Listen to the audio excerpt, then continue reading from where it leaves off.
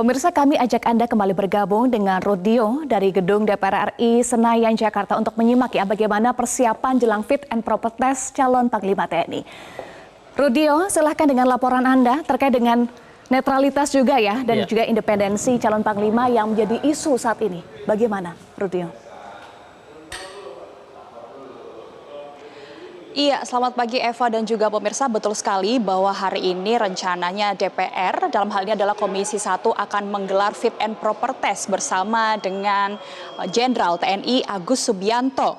Rencananya akan digelar pada pukul 10 pagi. Poin penting yang akan ditekankan adalah menjaga netralitas TNI dalam pelaksanaan pemilu 2024 mendatang yang akan terlaksana pada 14 Februari 2024. Lalu untuk melihat bagaimana persiapan dan juga sebetulnya apa nanti yang akan dibahas oleh Komisi 1 DPR RI bersama dengan Jenderal Agus Subianto. Bersama dengan kami saat ini yaitu anggota Komisi 1 DPR RI dari fraksi Partai Nasdem, Muhammad Farhan.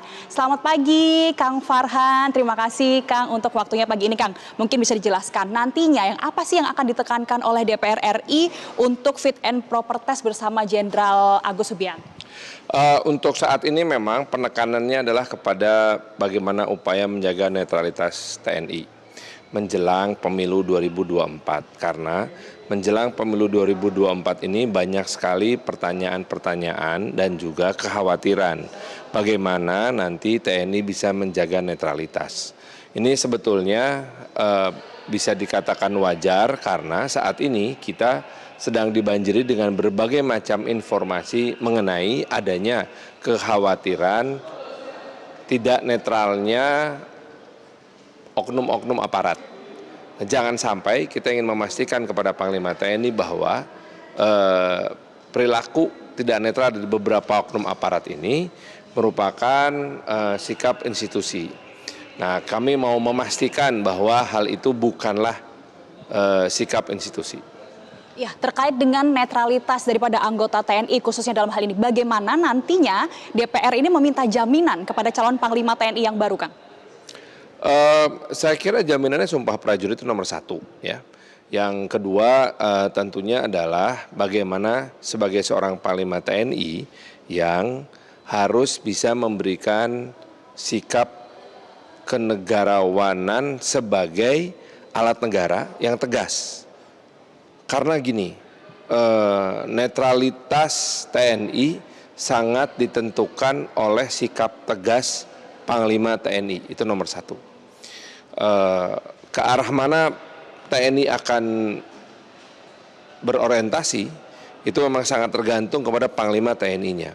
Memang ada Panglima tertinggi TNI, tetapi seperti disampaikan oleh salah satu senior kami, yaitu Pak TB Hasanuddin, mempertanyakan waktu itu kepada calon Panglima TNI, Pak KSAD, kalau sampai Presiden Anda yang memberikan perintah dan ternyata Anda menilai itu melanggar hukum, apa yang akan Anda lakukan?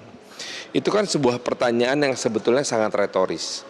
Di satu sisi, Panglima TNI harus patuh kepada Panglima tertinggi, tetapi pada saat bersamaan juga harus patuh kepada hukum. Tidak hanya itu, kesulitan dalam memilih jawabannya, karena ada juga kalau misalnya Panglima TNI menyatakan patuh kepada hukum, sampai sebatas mana Panglima TNI akan mengambil tindakan sehingga tidak terjadi pengambil alihan kekuasaan oleh militer.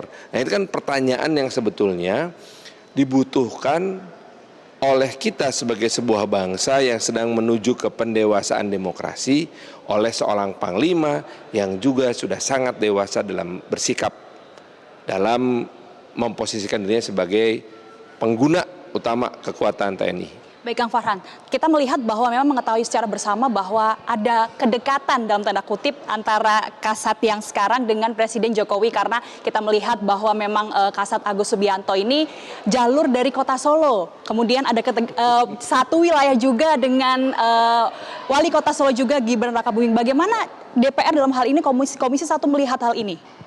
Secara naif memang sangat mudah mempertanyakan hal seperti itu, tapi kita jangan naif lah.